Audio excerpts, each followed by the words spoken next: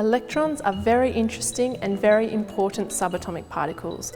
They whiz around the outside of a nucleus and make what looks like a chaotic electron cloud. However, there's actually a pattern to how electrons are arranged in an atom, and the number and arrangement of electrons determines an atom's behaviour and properties, including how reactive it is. So how electrons are arranged is very, very important. Electrons fill energy levels around the nucleus of an atom called shells. These shells are given numbers starting with 1. The higher the number, the higher the energy of the electrons in that shell, and the further the shell is away from the nucleus. Shell 1 can hold up to 2 electrons, shell 2, which is filled next, can hold up to 8 electrons, and shell 3, which is filled after shell 2, can hold up to 18 electrons. So let's apply this knowledge of electron shells to the element sodium. Sodium has 11 protons. So that the positive and negative charges in the atom cancel each other out, a sodium atom must therefore have 11 electrons. 2 electrons will go into the first shell, the lowest energy level. Then 8 electrons will go into the second shell. That means there's 1 electron left in a sodium atom, which must go into the third, and in this case the outer, shell. So there's the 11 electrons arranged in shells. However, it is actually a little bit more complicated than that. Each shell in an atom contains subshells. Think of subshells as a level within a level, like a mezzanine in a building. Shell 1 has 1 subshell, called 1s. Shell 2 has 2 subshells, called 2s and 2p. And shell 3 has 3 subshells, called 3s, 3p and 3d. And we'll introduce the 4th shell here, which has 4 subshells, 4s, 4p, 4d and 4f. You'll notice that there's a pattern to the way subshells are named. The innermost subshell in a shell is always an S subshell, followed by P, D, and F. S subshells can hold 2 electrons, P subshells can hold 6 electrons, D subshells can hold 10 electrons, and F subshells can hold 14 electrons. So let's think of sodium now in terms of shells and subshells.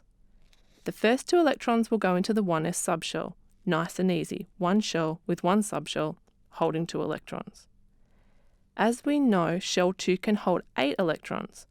2 of these fill the 2s subshell and 6 fill the 2p subshell. And in shell 3 there are 3 subshells, 3s, 3p and 3d. But sodium only has 11 electrons, so the 1 leftover electron will go into the subshell closest to the nucleus, the 3s subshell. So there we have our 11 sodium electrons arranged in shells and subshells. But that's not all. Subshells can actually be divided even further into orbitals. An orbital always holds 2 electrons, and it is for this reason that we usually draw electrons in pairs. S subshells have 1 orbital, or 1 pair of electrons. P subshells have 3 orbitals, or 3 pairs of electrons. D subshells have 5 orbitals, or 5 pairs of electrons. And F subshells have 7 orbitals, or 7 pairs of electrons. We have now looked at how electrons fill shells, subshells and orbitals. There is a particular way of describing these electron configurations that we now need to learn. Hydrogen, which has 1 electron in the 1s subshell orbital, would be described as having an electron configuration of 1s1. The 1s refers to the subshell being filled, and the small 1 refers to how many electrons are there. So, helium, which has 2 electrons in the 1s subshell, would be described as 1s2. And lithium, which has 2 electrons in the 1s subshell and 1 electron in the 2s subshell, would be described as having an electron configuration of 1s2, 2s1.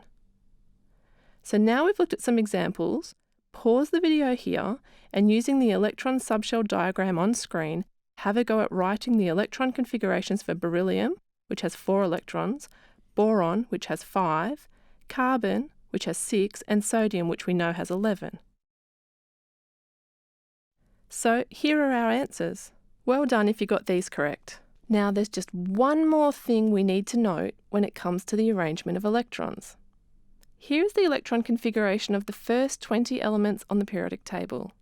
You'll notice that the electrons fill each subshell in turn, just as we've learnt about so far. Until we get to potassium, element number 19. The subshells in potassium have filled in this order: 1s, 2s, 2p, 3s, 3p, and then 4s. So instead of going into the 3d subshell, the last electron in potassium actually went into the 4s subshell. This is because, in actual fact, the 4s subshell has lower energy than the 3d subshell, and electrons always fill from lower to higher energy levels. It's just like taking bookings for a flight. You will fill the window seats, the s orbitals, on the row behind first, then come back and fill the middle seats, the d orbitals, on the row in front. Take, for example, titanium. It's number 22 on the periodic table, which means it has 22 protons. This also means that it has 22 electrons that need to be allocated seats. The first two will scream shotgun and be in the best seats, the lowest energy 1s. The next two will have to go on the second shell because there's no seats left, so they'll take the window seats on that row first. Window seats are best. So that's 2s filled. The next 6 electrons will go into the 2p, and then it's run out of seats. The next will have to go into the third shell. So 2 will grab the window seats, 3s, and the next 6 will go into the 3p seats. You'd think the next electrons would go into the 3d seats, but no, it's too much effort and high energy for those electrons, so they'll grab the window seats on the next row, 4s. But that leaves 2 electrons left over. They'll have to go into the 3d seats. It's too much energy for them to go up into the 4p, so they'll take those middle seats on the plane. Not that those electrons will be happy about it. This filling pattern is represented in this diagram, where the arrows indicate the order in which subshells fill up with electrons. That is 1s, 2s, 2p, 3s, 3p, 4s, 3d, 4p, etc.